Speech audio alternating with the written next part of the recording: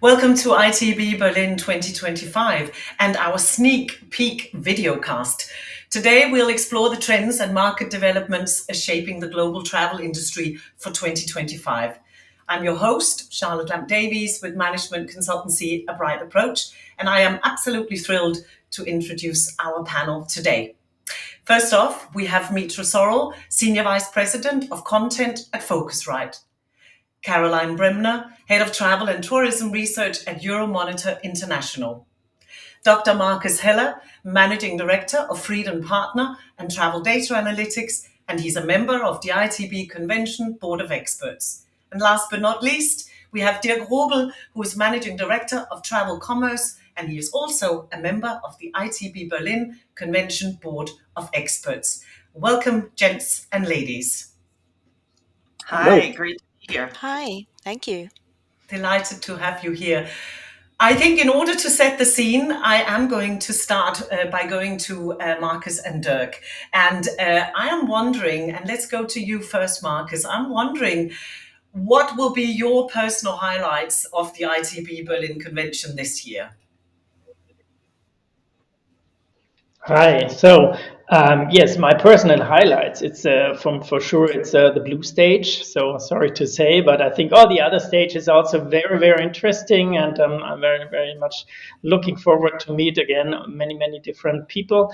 And I think what is driving our industry right now is that there are so many challenges, and I think some of these are something like we will discuss topics on how is the airline industry getting on the next level. We will think about how the shipping industry is going to change the business models, and where I'm very delighted of is to talk about new destination management approaches, and therefore we will have a spot about Arabia, and with very good people from Arabia, as well as also looking first time in the last few years how the industry is being changed by foreign capital. So we will have on stage some very good people from the capital side to tell us how the travel industry in general and globally is going to change because of driven capital. Yes, that's fantastic. It's going to be a busy stage, as it was last year, of course, as are all the stages. Now, Dirk, what might be your highlights? I can think of a few myself on your stage. Yeah, it's almost an unfair question, isn't it? I mean, it's assembling the whole travel industry on one show. We have 4 stages. We have 17 tracks, and maybe, of course, one highlight is to see Caroline and Mitra in person. We do have a State of the Industry panel. It's a future track. And we have Julia Simpson, the president and CEO of the World Travel and Tourism Council, with us. And you ladies, I think you really nailed down perfect the trends of the industry, just because you have the great competence in this. And I think this is really a highlight to bring this competence together. And here's a sneak preview. Indeed. Today. And this is why we're now going to get the ladies engaged, which I'm very excited about. I want to try to ask you to address this sort of slightly bigger picture. Mitra, maybe we can start with you. What is the state of the travel industry as we kick off 2025? And if you can maybe both sort of think of sharing some of the more challenging trends. I think Markus already also mentioned that. But Mitra, why don't we go to you first on that?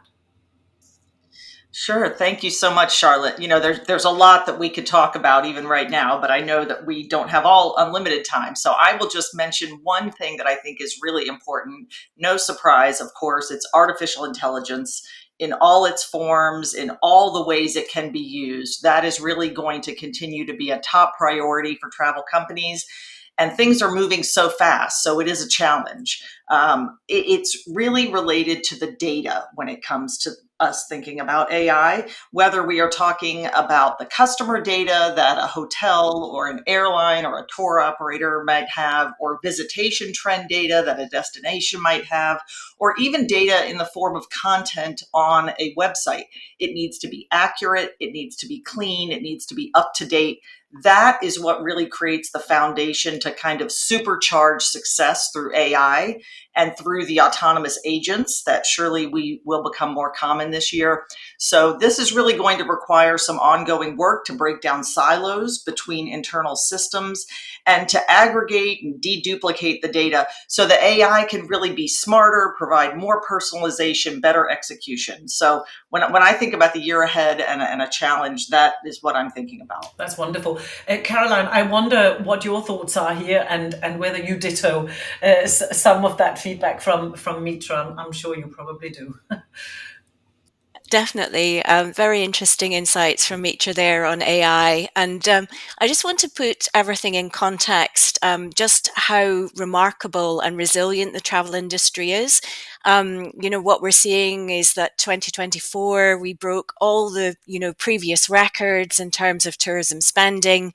We have consumers with this unsatiable appetite for travel experiences, for cultural experiences, aligned with their passions and their interests. But of course, as Mitra and everybody has said today, there are a lot of uncertainties. We particularly are moving into a new era of disruption, unpredictability with Trump once again in the White House. And of course, all that disruption coming from AI. So it's a very exciting but very daunting time for the industry. Indeed. There's so much to keep an eye out all the time. And I feel often that what was said last week is already very, very old news. So everybody is on their toes with this. I also, now that we have you ladies here, I really also wanted to talk numbers a little bit. Maybe Caroline, I'll come back to you on this one first. Can you share with us, some sort of how did the global travel industry actually perform in 2024? And from your perspective and Euromonitor's perspective, what were sort of the data points that stood out, maybe? Well, as I mentioned, we've had these sort of record-breaking numbers. So when you combine international and domestic tourism spending, it's a staggering 4.7 trillion, and that will reach, we expect, 5 trillion in 2025. And what's really interesting is when you dig into the numbers is just the sheer dominance and strength of leisure travel, which accounts for 86% of that 5 trillion. And then when you talk about international trips, we've got 1.5 billion trips in 2024. And of course, just how digitalized the whole industry is. So we're talking about AI, but, travel in itself is highly digital already. And we see 70% of sales being booked online. And of course, just this, as I said, this consumer is just very passionate about travel, about these new experiences they get abroad or within their home countries. But what we're seeing is a big shift towards curated experiences. So we saw that increase from 59% of our consumer survey to 63% of those respondents. That was just in 1 year. So these big jumps in personalization. Yeah, that's the very, very big word at the minute. Mitra, what is the data and the numbers that you guys have kept an eye on? Yeah, well, certainly something that we are watching closely right now and that will really be developing over the coming weeks between now and when we're together in Berlin are, of course, the Q4 and full year 2024 financial reports from some of the companies listed on the US market. So overall, it's been a very positive outlook. We've already heard United Airlines reported a nearly 8% rise in revenue in Q4 to 14.7 billion. The news was similar for Delta, record quarterly revenue of 14.4 billion, and both have upped their Q1 forecast. So, we'll be over the coming weeks, we will be hearing from some of the large hospitality companies and the online travel companies. So that will be certainly providing some interesting data points there. And then as far as some of our Phocuswright data, and I know, we won't get into the details right now about differences in our methodology, but certainly our numbers, we have a little bit of different numbers than what Caroline might be calling out just based on our methodology. But our global travel market report estimates that the industry expanded about 9% in 2024 to just over 1.6 trillion, about 62% of those bookings happening online. And we are now well above pre-pandemic levels. In 2019, we had the total market at about 1.4 trillion with just 49% online. So growth will slow a bit in the coming years, but it is expected to continue annually. Indeed. And what a roller coaster it really was in 2024 as everybody really got back traveling. Markus, if I may, I'd love to bring you back in here because I know that you've been analyzing the German market very closely. So how is the travel industry performing in Germany specifically, or was it performing last year and seeing us into the new year as well? Well, I totally agree what the colleagues just mentioned about the general development. But I have to say, well, first of all, we see also we are on stage like in the pre-pandemic time, yes, but it's mainly on the base on turnover or on the base of prices. So the prices were rising, and what we see, we see also in the forecast that the revenue will furtherly grow by 5 to 6%. I think this will be a little bit more moderate than we had it in the last 2 or 3 years, but it's getting. But what we really see is that the demand so the people traveling is not as high as the revenue growth. So from our point of view, we see something like 2 to 3% of increase in the demand.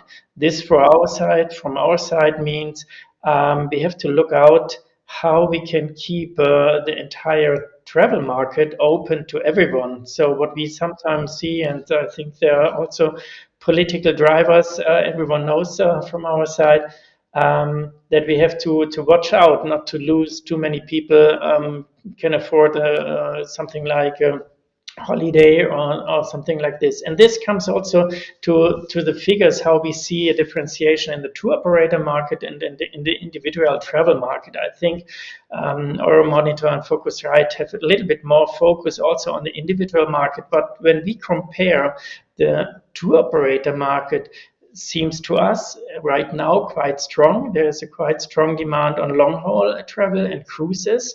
But what we don't know really realize is, or what we can't really measure is how the individual travel market is coming up. Because from our point of view, it's getting a little bit slower than the long haul market. So the people want to do holidays once a year and a good holiday, and they also pay for this.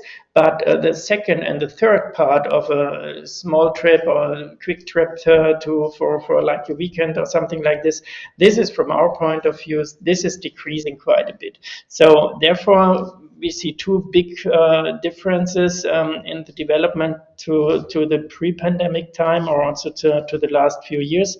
Long haul is rising, long haul is coming. Short haul could be a little bit under stress. And in general, we see in Germany, we just added the different market figures. So what we saw in 23-24, we had a 81 billion euro market, and this will increase from our point of view to 85 billion. So these are those 5 to 6% market increase in general. That's very interesting insight. And of course, market to market, things will fluctuate and change a little bit, but it's important also to get into the conversation that cruise is still in a growth phase, which is something, again, that we also need to address on more levels than one, I would have thought. I would love to bring you all four in now because I want to, it's time for predictions for 2025 and beyond. And I'm sorry to put you all on the spot, but it has to be done. We need to look ahead. And I wonder what are sort of some of your predictions for the travel industry in the course of the next year. And Dirk, I would love to hear from you first, please, if I may. Well, I think chances and challenges are very close to each other. And I think Markus just gave a good example. Yes, so the growth rates in terms of gross bookings are stronger than in terms of pax or passengers. But is it a good news or bad news? I think we have to discuss this properly. Just because we have a higher margin, we maybe don't have that much climate exchange or climate issues with us. So maybe you can see this positive, and I think it's good for the industry that the prices are more are growing faster than the volume, just because it's healthy for the industry, it's healthy for the environment. So this is a good thing. And honestly, yes, we will see a lot of winners this year. We will see some losers this year. Our industry is pretty diverse, and I think it will be a tough challenge who will over accelerate and who will lose this year. Interesting. Caroline, might we have some predictions from you as well, or those of Euromonitor? Yes. So we have a travel forecast model at Euromonitor International. And so looking out to 2029, so it seems, it's only 5 years away. We do expect a staggering 6 trillion to be spent on domestic and international. And as we know, the international market, it has a higher spend per trip. So that's where there's a lot of focus. But we can't ignore the value of domestic tourism. And if we think about inclusive and, accessible tourism, then, domestic trips are where we can equally ensure that the market remains open to everybody. Yeah, that's a very, very valid point. I should really point out that we yet again, and this is something that ITB Berlin has done for a long time, have run an inclusion and diversity track, and it's going to be very, very busy over there this year. Mitra, love also a few little predictions and thoughts on the coming 12 months from you, please. Yeah, sure. The coming 12 months and of course, some of our data points that I just want to mention go even a little bit further into the future than that. We have Phocuswright data predicts that online penetration globally will be nearly 66% by 2027. And Europe's share of the global travel market will be at about 23%, with about 66% of those bookings online this year and rising to 70% online by 2027. So that's a pretty substantial amount.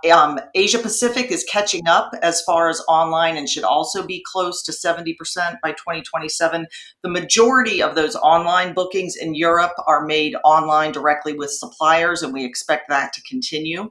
And then beyond some of these data points, I would say we are predicting much more development related to autonomous agents. As I briefly mentioned earlier, these are agents that will be able to complete a multi-step process with minimal oversight, whether used by a traveler, for example, for searching and booking travel, or for a company to streamline their data analysis or other internal operations. Just recently we've heard about OpenAI's release of Operator. That's an autonomous tool that can do search and booking on its own. They're currently working with brands such as TripAdvisor and Booking.com and Priceline to develop its capabilities. It's not perfect, but it's only going to get better and smarter each day. That's an easy prediction. No one's going to argue with that, I don't think. And then finally, I'd note that we predict, there's going to be a lot more development on the intersection of agents and digital ID. That, of course, in Europe is rapidly developing with the EU requirement that member states offer a secure digital ID wallet by 2026. So I think that is definitely something that is going to be an important topic for the year ahead. Yeah, for sure. That's all eyes on that. We've been talking about it for a little while now, and it really is going to be exciting to see that sort of come to fruition. Markus, a prediction from you as well, unless it's been covered already.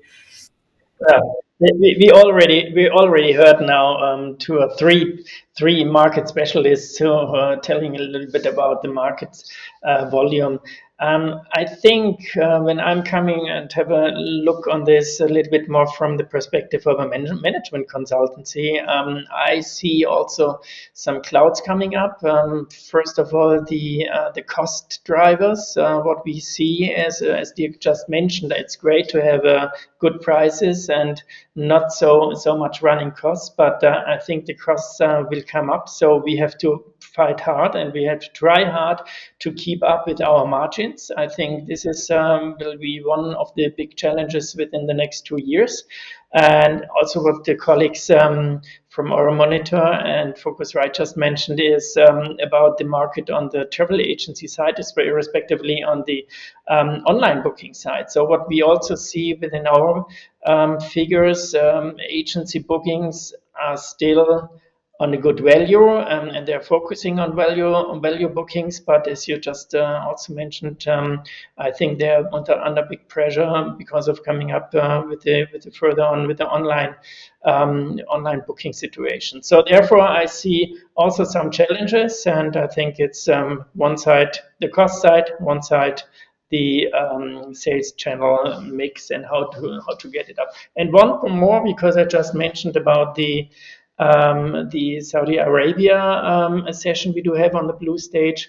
Why do we have it on the blue stage on the stage, not correctly driven for DMC? But what we see in the coming up destination development is that the business models will change because of many of that. What the colleagues also said, because of the different kind of sales channels and the different kind of doing sales. I think we will have a shift in some of the business models within the next 2 or 3 years as well. Yeah, there's certainly a lot coming, especially with all the developments in the MENA region at the minute.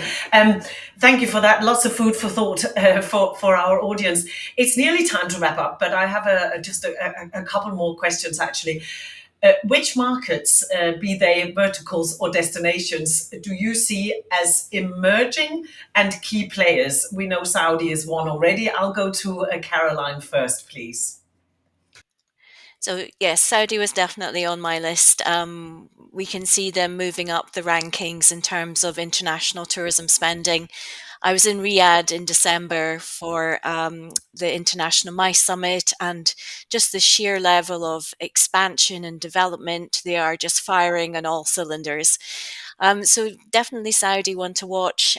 Equally, we see Turkey continuing to perform and outperform competitors, as well as I can see Thailand and India moving up the rankings in the sort of top destinations in terms of value spending, because I think it's important that we continue to, shift to that regenerative model. And, we're talking about new business models.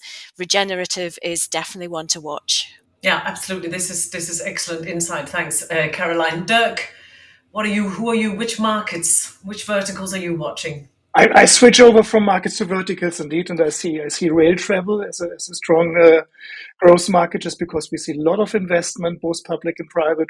We see, of course, the need to shift travel to become more sustainable. So rail will be a winner, and we can see this in figures in many markets already. So this is one, and otherwise the race is open. We see strong growth rates everywhere, and I think everyone will do some changes and will do the right investments. So it has a great chance this year, and I think this is the best news for the industry. Yeah, great. I'm happy to get ground transportation into the conversation here. Thanks, Dirk, for that. Markus, verticals, markets from you? Well, I think destination is already said, and Dirk also mentioned the rail business. What I'm quite astonished about is that cruise is coming back so strongly, and we see with our big clients, they have growing numbers like 110, 120, up to 130% of growth. And this is quite interesting for me, because everyone remembers during the critical situation after Corona, everyone said, well, will there ever be a ship on the sea again? And now they are more than filled. And I think this will be a vertical that's to be focused also. And I think there's also tremendous changes. Yeah, and still tremendous growth, of course. Mitra, the last word in some regards will then go to you. Is there anything else that I'm sure there's something that you can add as well here? Yes, many things have already been said, of course, and I agree with all of them. I would just add, India is certainly one that's really on our radar with what's happening there. Thriving domestic and international travel at historic highs, favorable demographics, rising employment, increasing disposable income, combined with a young middle class and significant investments and enhancements in their infrastructure and connectivity. So I think a long runway ahead there for sure. A huge population who's just about to start traveling as well. Yeah. It's going to be quite phenomenal. We know they're very keen on a lot of hotspots across Europe and Northern America as well. Thank you, Mitra. Loving that. That does bring us to the end of today's video cast. A huge thank you to you guys, Mitra, Caroline, Markus, and Dirk, for sharing your valuable insights. Thanks for coming today. Thank you. Thank you for having me. Thank you, and see you in Berlin. Absolutely. Absolutely. See you live in Berlin. And also stay tuned, please, for another video cast where we're going to be talking about responsible travel. We've touched on it a little bit today. I'm sure we will be talking, Dirk, about ground transportation there as well. So it'll all happen here over the next couple of weeks. And once again, don't forget to join us live. If you're not already booked your ticket, book your ticket for ITB Berlin. The convention is from March the 4th till March the 6th, and it's, of course, in Berlin, and we will see you there. Thank you.